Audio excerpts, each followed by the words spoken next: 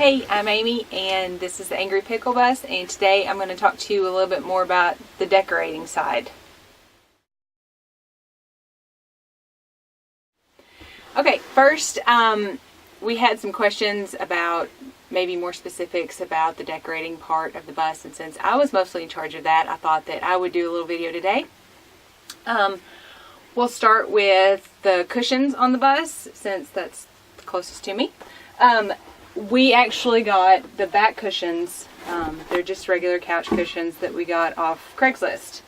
And then since we were only able to get 3, we made the other 3, and we just went to Hobby Lobby and we looked at the upholstery material and found it was super expensive. So we got a curtain panel, which was a little bit cheaper. And so we basically figured out the size of the cushion that we needed, and we cut a board, and there's our board on the back, and then we just put a piece of foam that we got at Goodwill. We cut out a piece of foam and then just wrapped the material around it and then stapled it. And it doesn't look the greatest, but since you only see the top, it doesn't have to be the greatest.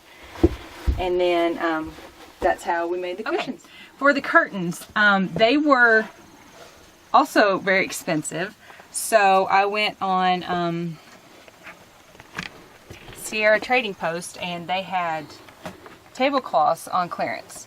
So I bought basically some tablecloths and cut them out and sewed them to the lengths that we needed, and then found out that they were kind of thin, so then we had to buy some sheets, and then I lined them with the sheets. So this was twice the work. I would not recommend doing this if you are going to be spending a lot of time in your bus, because it was twice the work. So this is something that I would recommend just splurging on, is getting curtains, actual curtains. So we got the curtains, and then we figured out that if we did, we wanted the copper colored to be the color of the metal throughout the bus.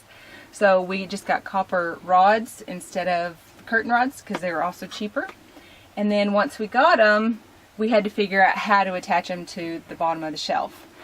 So we had a little bit of trial and error, and we were able to get some washers that proved to pull the rod down a little bit so that we could slide the curtains back and forth.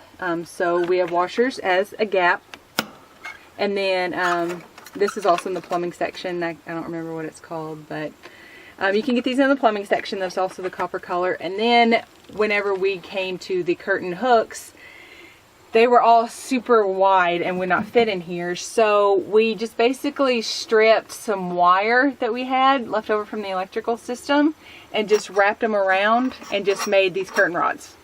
And they work really well. They do come off from time to time, as you can see here, but then we just, put it back in. How to tie down your curtains whenever you're in a bus, because there are so many windows, and when you have them open, we didn't want them flying everywhere. So what we did was we put these boards in between to try and dress it up a little bit better, to look less like bus windows. We put these boards in between, and then we just drilled holes in the boards, and then we just have a piece of elastic that comes through, and it's stapled to the back. And so basically you just gather it up and then you just shove it down in there. We did a trial and error between drilling holes or wrapping it around, and we found that wrapping it around the sides works a lot better and is a whole lot less of a hassle. And so then sometimes the curtains would still catch the wind because they would be bunched right here, so we would just twist them and put them in there. That's how we solved that for when we're going down the road. So that's our curtain and curtain rod system. Our next challenge was how to put a light in their little bathroom area, which we are going to eventually turn into a shower, so this will have to come out. But we didn't have electrical run into the bathroom area, so I just went to Hobby Lobby and was able to find an arrow light that has little LEDs in it, and it can flash or stay on. But Anyway, we just put that up with some Velcro, and we have a little light in the bathroom. And then we also have these little tap lights that you can get at Home Depot. This was a Disney car themed one, so I spray painted it white. And then this is actually a placemat that I just took apart the original Cars lampshade and just traced around it and was able to glue it to this, so it looks a little bit nicer than a Cars version. Okay, we had a box of succulents here, and it's in the house because, you know, it needs to be watered whenever we're not on the road. But our little box of succulents was just an antique cheese box, and we didn't know how to attach it to the table so that it wouldn't slide around. And then John had the great idea of just getting one of these copper straps and just wrapping it basically around there, and then just screwing it in. So whenever the succulents aren't in there, if you change your mind and don't like them or they die, you can just unscrew this and your table's not affected at all. Okay, our next issue that we had to solve was how to get the air flowing through the bus. We actually, you know, have a lot of windows, which is great, but to get air moving out if it's too hot, or coming in if we wanted the cool air, we had our fan that we attach with bungee cords. So this pops up, and then this fan fits in this emergency exit perfectly. And then we just basically run these straps across into these eye hooks here. So the fan stays here, and then we just have it run across like that. Whenever we're not using it and we're on the road, this would come sliding out, so we just wrap this around and it just stays in place right there. Okay, and then you want to talk a little bit about those eye hooks? Yeah. So the eye hooks, as you'll see, we have them in the ceiling. They work great because of the metal ceiling. You can just screw them in directly.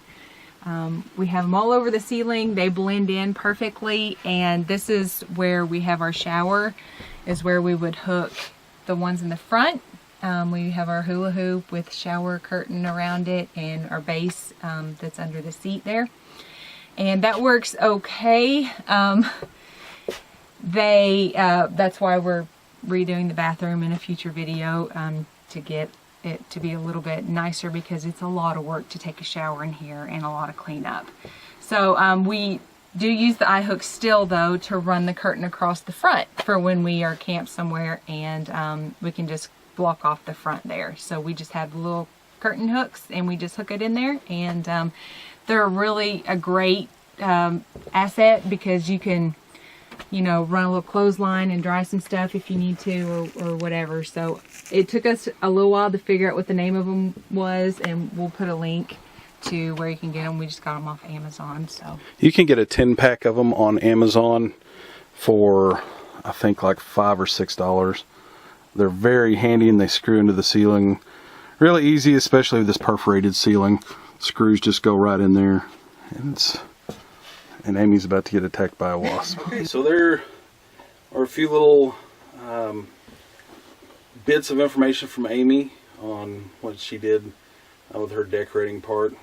I do want to say we are amazed at how many views our original bus video has. It's almost to 100,000 views, and I know I said in some of our previous videos that we aren't making any money off these videos. Well, since that video got so many views, YouTube said we qualified for monetization of our videos. So we just went ahead and threw that out there, and we are making hardly any money off of it. But over the last 2 months, we've made enough for a tank of gas. So what we're going to do is any of the videos that make money, you know, it just adds a little bit every day, and we're going to just take that money that we make off our YouTube videos and use it to buy gas money for our next trip. We aren't getting rich. I think we've made like $60 for all our videos combined. So it's not, and that's over several months. So it's not a lot of money, but if you do see ads on our videos, that's why, and it does help us out. Also with our subscribers, when we first posted the video it's just been my own personal channel for years and years. I think I had 34 subscribers in the 3 months or so since we put the video up. Now we're up to 1,400 subscribers, so we've had a massive influx of subscribers. We love getting to talk to people about the bus. We love answering the questions.